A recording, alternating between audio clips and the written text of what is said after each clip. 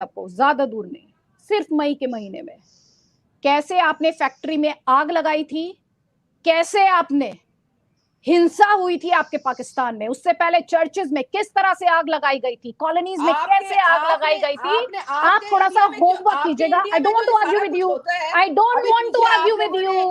आप जवाब दीजिए, म्यूट कीजिए इनको म्यूट कीजिए। सुशील पंडित और जनरल कुलकर्णी की आवाज, सुशील पंडित और जनरल कुलकर्णी। सुशील पंडित, अदिति जी, आपने अभी थोड़ी देर पहले ये कहा था, आपने थोड़ी देर पहले जो बात कही थी उसी बात को दोहराती हूं।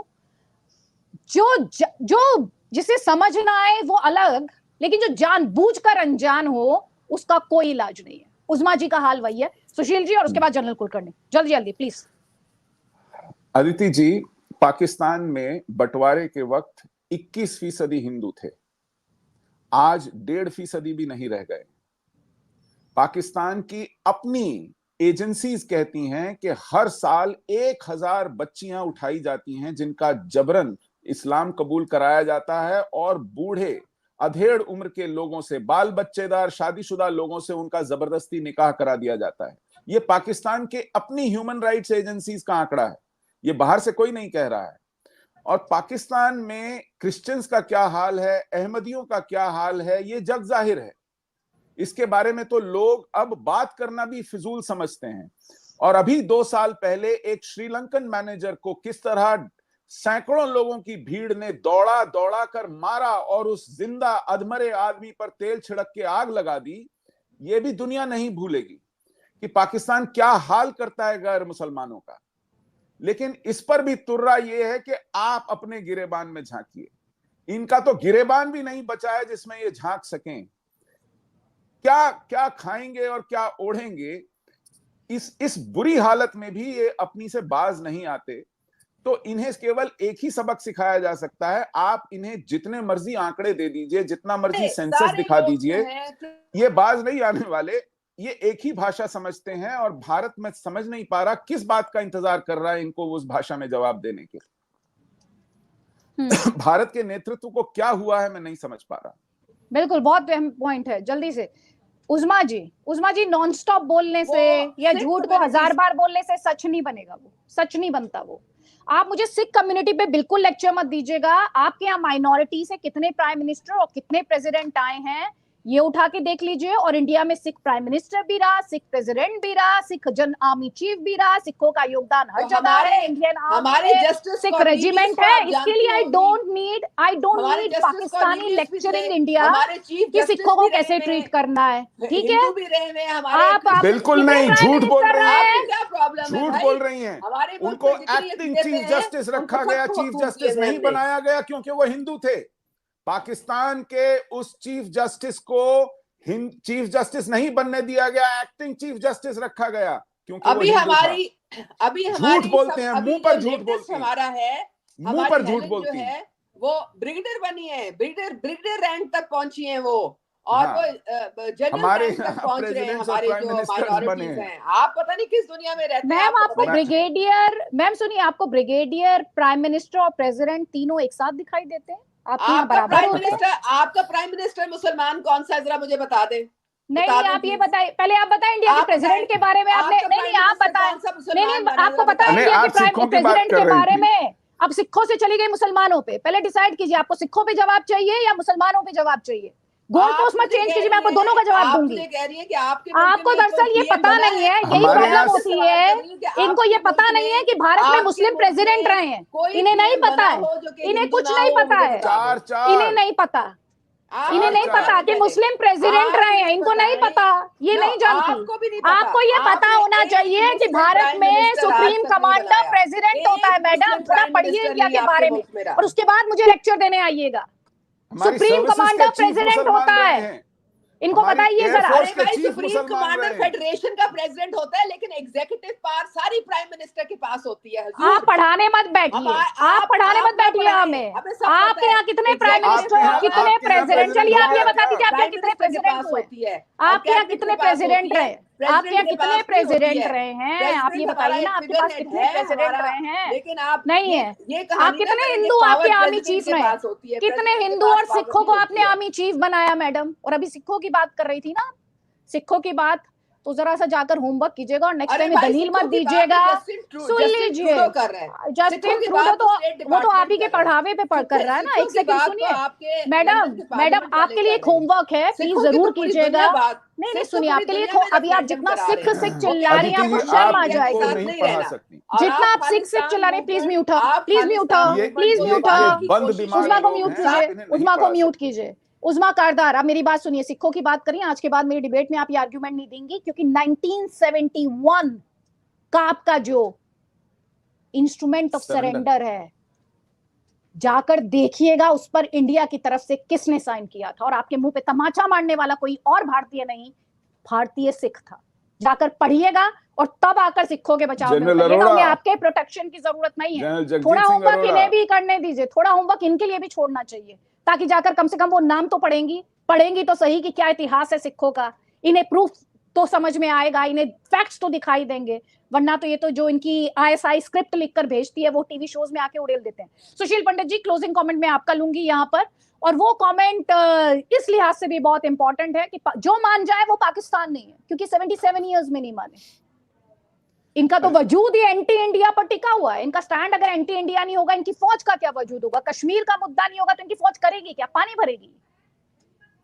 इसीलिए हमारा मकसद केवल, आज तक हमारे राजनेता यही कहते रहे कि एक सुरक्षित, एक संपन्न, एक स्थिर पाकिस्तान भारत के हित में है। ये पाखंड करते भी रहे और इस पर अमल भी करते रहे। एक कमजोर और टुकड़ों टुकड़ों में बटा हुआ पाकिस्तान ही पूरी दुनिया के लिए शांति का एक सबब बनेगा।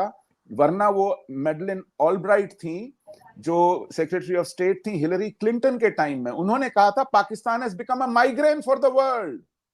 उसके 15 साल बाद हिलरी क्लिंटन ने कहा कि they are breeding snakes in their backyard. तो ये बहुत पुरानी बीमारी है इनकी, ये पागलपन नया नहीं है, और इसलिए इसका मुकम्मल इलाज जरूरी है। उसमें मैडलिन ऑलब्राइट और हिलरी क्लिंटन दोनों महिलाएं थी, दोनों सेक्रेटरी ऑफ स्टेट थी, अलग अलग एडमिनिस्ट्रेशंस में थी, दोनों डेमोक्रेट एडमिनिस्ट्रेशंस थी। भाई साहब, उसके बावजूद पढ़ाई लिखाई से आपका वास्ता नहीं है, दूर दूर का, और तारीख से भी आपका वास्ता नहीं है, दूर दूर का। तो आपसे बहस क्या की जाए? क्योंकि दुनिया ने नहीं है, प्रोपेगेंडा है, आपको इंफॉर्मेशन नहीं है, आप सिर्फ प्रोपेगेंडा बोलती हैं, क्योंकि प्रोपेगेंडा ही करती हैं, इंडिया। इसके अतिरिक्त आप कुछ नहीं करती हैं। आप पढ़िए, लिखिए, थोड़ा समझिए, थोड़ी जहनियत बांधिए। आप पाकिस्तान का एलीट है। अगर पाकिस्तान के एलीट का ये हाल है, अगर पाकिस्तान पर ओपिनियन मेकर्स का ये हाल है, तो वहां की अवाम कैसी होगी? मुझे सुन देख देख कर ताज्जुब होता है। आपकी अवाम पे भी बहुत कैसी होगी? क्या तरबियत देते हैं? क्या पढ़ाते लिखाते हैं? क्या खिलाते पिलाते हैं उनको? पूरी दुनिया में किन मदरसों से आप पढ़कर के आए हैं? मुझे समझ में नहीं आता। जो अभी तक कास्ट सिस्टम कैसे अपने उस्तादों को शर्मिंदा कर रही हैं? ऊंच नीच इतनी ज्यादा है, अपने टीचर्स को, अपने उस्तादों को शर्मिंदा कर रही हैं। इंडिया में आप कैसे इदारों से पढ़कर आती हैं, कहां से सीख कर आती हैं और क्या लेकर के आती हैं इस दिमाग में? बिल्कुल ताज्जुब होता है। क्या बात की जाए? एग्जैक्टली। आपके लिए एक ऑफर है, आपके लिए एक ऑफर है उज़मा कारदार मेरे पास। ये शोज में आप आकर अपना, आप शोज में, टीवी शोज में आकर अपने अल्प ज्ञान का परिचय ना दे, तो इसके लिए मैं एक आपकी हेल्प करने के लिए तैयार हूँ। सुनिए मेरी बात, मैं आपकी हेल्प करने के लिए तैयार हूँ। मैं और आप इस शो के बाद एक बड़ा लंबी गुफ्तगू कर सकते हैं, हम बड़ी सी, और मैं आपको थोड़ा सा हिंदुस्तान की हिस्ट्री समझाऊंगी। आप उसको जाके वेरीफाई कीजिएगा। मैडम नहीं, ये जो ISI की स्क्रिप्ट है ना, ये ISI की स्क्रिप्ट आपको मजाक बना दे रही है। ISI की जो स्क्रिप्ट है ये आपको मजाक बना दे रही है। अपना मजाक मत उड़वाइए, दुनिया भर में आपका मजाक उड़ाया जाता है। में जिस तरह से पाकिस्तान अपनी नापाक हरकतों को अंजाम दे रहा है, उसके बाद बहुत सारे सवाल इस समय भारत सरकार और इंडियन आर्मी के सामने है। मसलन जिस तरह से अटैक्स में तेजी देखी गई है, और खास तौर पर जम्मू डिवीजन को स्पेसिफिकली पर्टिकुलरली टारगेट किया गया है पाकिस्तानी फौज और उसके द्वारा ट्रेन टेररिस्ट द्वारा। बड़ा सवाल तो ये कि इंडिया किस तरह से रिस्पॉन्ड करेगा, ये देखते हुए कि ना सिर्फ सिविलियंस बल्कि इंडियन आर्मी के जो सोल्जर्स हैं, हमारे जो सैनिक हैं, उन्हें एक सोची समझी रणनीति के तहत टारगेट किया जा रहा है।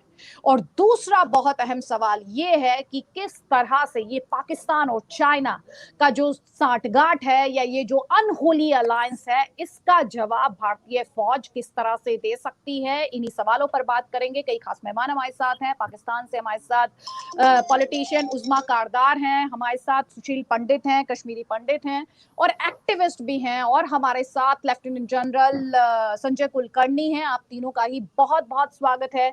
सबसे पहले तो उस्मा जी, जो बड़ा सवाल है जिसे लेकर बार बार ये कहा जा रहा है कि पाकिस्तान जिससे अपना घर नहीं संभलता, आपसे पीओके नहीं संभलता, आपसे बलूचिस्तान नहीं संभलता, आपसे सिंध नहीं संभलता, और आप जब अपना घर नहीं संभाल पाते तो आप दूसरों के घर में आग लगाने का काम करते हैं। और अगर मैं हमारे former prime minister Atal Bihari Vajpayee के शब्दों का इस्तेमाल करूं तो कहीं ना कहीं दूसरों के घर में आग लगाने का, दूसरों के घर में चिंगारी का खेल बुरा होता है, आपको समझ नहीं आता। जी बहुत शुक्रिया आपने अदिति मुझे इनवाइट किया। देखिए, ये जो आपने बयान किया है ये तो आप लोगों का वतीरा है ना। आप कहती है हम लोगों के घर में घुस घुस के मारते हैं, ये हमने कभी इस तरह से बात नहीं की है। ये आप पहले अपनी लीडरशिप नेता से पूछो ना, ये इस तरह के बयानात क्यों देते हैं। अब मुझे समझ नहीं आती कि आप इतने डिल्यूशनल क्यों हैं। आपको क्यों डिल्यूजन होते हैं कि हर जो चीज गलत है इंडिया में उसके पीछे पाकिस्तान का हाथ है। कोई चिड़िया भी अगर मर जाए ना तो आप कहते हैं जी पाकिस्तान ने मारी है, हालांकि आपके पास खुद सबूत नहीं होता। आपने इल्जामात जो है उसका धंधा शुरू किया हुआ है, प्रोपेगेंडा। आपकी अपनी उन्होंने जब ऑडिट किया तो उन्होंने कहा कि हमें किसी जगह भी सर्वेलेंस में ये कोई प्रूफ नहीं मिला कि ये पाकिस्तान की तरफ से इन्फिल्ट्रेशन हुई है। कहाँ कौन सी रिपोर्ट है जो हो रहा है? नहीं, कहाँ कौन सी रिपोर्ट है कि पाकिस्तान में कोई सबूत नहीं मिला, हमारा पाकिस्तान की तरफ से इन्फिल्ट्रेशन नहीं हुई है? कौन कह रहा आपसे? हम तो खुद फेस कर रहे हैं टेररिज्म। और वैसे आपको ये पता होना चाहिए। नहीं मैम, आपने 3-4 बातें की, आप एक एक पॉइंट पर काउंटर लीजिएगा। आपने अभी एक बड़ी बात कही, आपने ये कहा आपके यहाँ चिड़िया भी मर जाए। हमारे यहाँ चिड़िया नहीं मरती, हमारे यहाँ आपके द्वारा स्पॉन्सर्ड, आपके द्वारा ट्रेंड, आपके द्वारा भेजे गए आतंकी मारे जाते हैं। उनकी बाकायदा डेड बॉडीज होती हैं, उनके पास से वेपन मिलता है, उनके पास से रसद मिलती है, उनके पास से पाकिस्तानी करेंसी मिलती है। तो आप इस तरह की बातें तो ना पढ़ाइए कि चिड़िया मर जाए। तो चिड़िया नहीं, अगर आप आपने अपने लोगों को करगिल में भी ओन नहीं किया था, वो मैं समझती हूँ, लेकिन चिड़िया और आतंकी के बढ़ने में फर्क होता है। आपको ये फर्क समझ आना चाहिए। अब आप जवाब लीजिएगा। जनरल कुलकर्णी मैम, अगर आप सांप को दूध पिलाएंगे तो सांप आपको डसेगा। ये हिलरी क्लिंटन ने आपको कहा था, ये हिलरी क्लिंटन ने आपको समझाया था। मुझे उनके शब्द दोहराने में कोई दिलचस्पी नहीं है इस वक्त। आप ये कह रही हैं, आप लोग रोते रहते हैं कि हम आतंकवाद के पीड़ित हैं, लेकिन आप अगर सांप पालेंगे तो आपको भी डसेगा। जनरल कुलकर्णी से पहला काउंटर लीजिए, उसके बाद सुशील पंडित जी से। 2 काउंटर है, काउंटर लीजिए मैम प्लीज। आदिति जी, पाकिस्तान आतंक का गढ़ है, इसमें किसी को कोई शक नहीं है। फाइनेंशियल एक्शन टास्क फोर्स ने लगातार उनको ग्रे जोन में रखा, इसी मकसद से कि पाकिस्तान मनी लॉन्ड्रिंग और टेरर फंडिंग करता है। पाकिस्तान आज नहीं, 1947 से लगातार इस तरह की हरकतें कर रहा है। और अब जब पाकिस्तान चीन का एक पिट्ठू बन करके रह गया है, उनके इशारों के ऊपर अब जिस प्रकार से चाहे वो कम्युनिकेशन इक्विपमेंट है, चाहे उनके एप्स है, चीन उनकी मदद कर रहा है। इसके यही नहीं, पाकिस्तान अफगानिस्तान में जो यूनाइटेड स्टेट्स हथियार छोड़ करके गया है, वो हथियार भी पाकिस्तान ने लेकर के आतंकियों के द्वारा ढकेले जा रहे हैं। अब जब पाकिस्तान का वजूद है वो अब खतरे में है कश्मीर घाटी के अंदर, तो उन्होंने इजी रास्ता अपनाया कि किसी प्रकार से जम्मू डिवीजन, जो रजौरी, पुंछ, रियासी, कठुआ, डोडा, किश्तवाड़, ये जो कंप्लीट बेल्ट है, ये फॉरेस्टेड बेल्ट है, यहाँ से आना जाना थोड़ा आसान हो जाता है, वो वहां से ढकेलने की कोशिश करे। उसके अलावा पाकिस्तान ने जिस प्रकार से यहाँ पर लोगों को पाल रखा है और अपने आप से जो ओवरग्राउंड वर्कर्स हैं उनके द्वारा ये काम करवाते हैं, मजहब का इस्तेमाल करते हैं, वो एक बहुत बड़ा एक है। क्योंकि जैसे मछली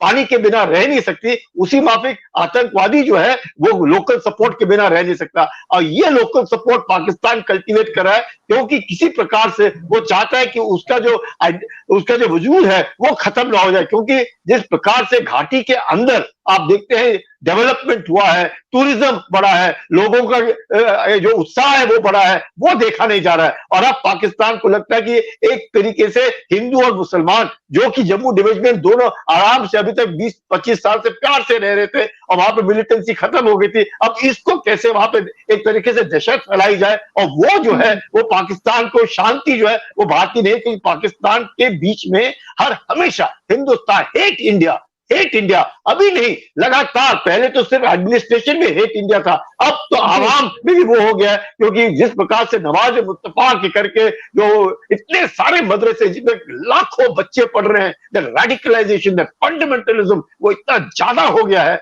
यही कारण है कि आज पाकिस्तान पूरे विश्व भर में अगर जाना जाता है तो आतंक के लिए, और किसी चीज के लिए नहीं जाना, सिर्फ आतंक के लिए। अब मुझे उम्मीद है कि पाकिस्तान अगर हरकतों से बाज नहीं आएगा तो 71 में तो 2 भाग हो गए, अब 4-5 भाग होने का उसका खतरा बहुत बढ़ रहा है।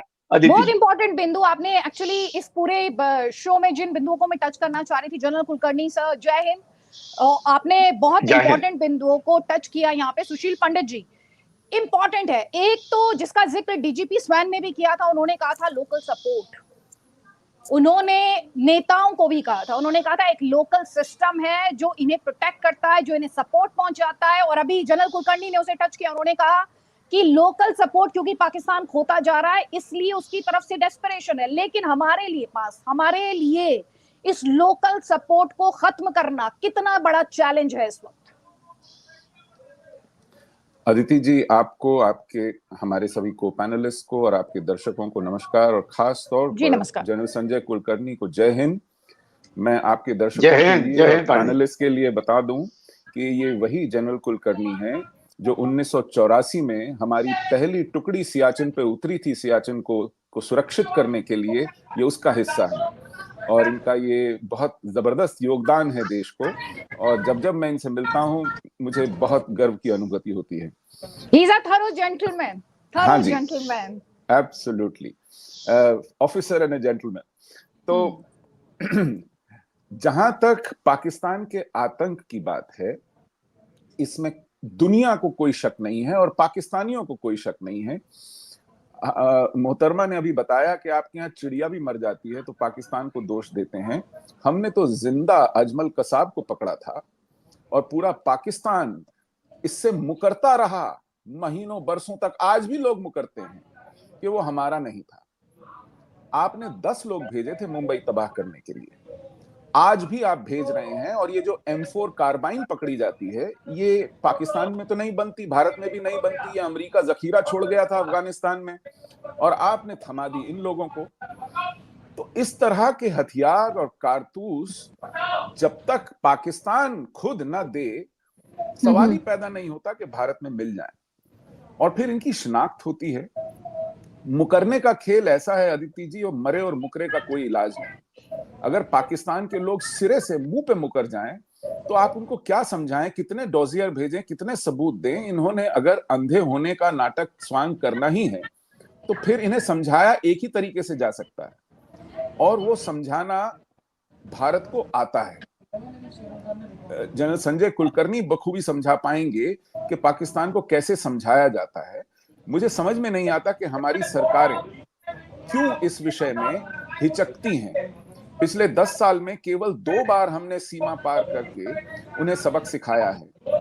इतना तो एंटीबायोटिक का डोज भी इतनी फ्रीक्वेंसी पे नहीं होता, उसको भी अधिक और इफेक्टिव फ्रीक्वेंसी के लिए लगातार देना पड़ता है।